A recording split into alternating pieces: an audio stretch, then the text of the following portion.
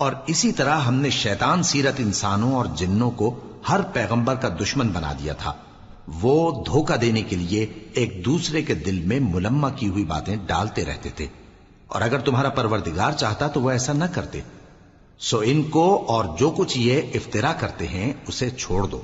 اور وہ ایسے کام اس لیے بھی کرتے تھے کہ جو لوگ آخرت پر ایمان نہیں رکھتے ان کے دل ان کی باتوں پر مائل ہوں اور وہ انہیں پسند کریں، اور جو کام وہ کرتے تھے وہی کرنے لگیں. کہو کیا میں اللہ کے سوا اور منصف تلاش کروں، حالانکہ اس نے تمہاری طرف صاف مضامین والی کتاب بھیجی ہے. اور جن لوگوں کو ہم نے کتاب یعنی تورات دی ہے وہ جانتے ہیں کہ یہ تمہارے پروردگار کی طرف سے برحق نازل ہوئی ہے.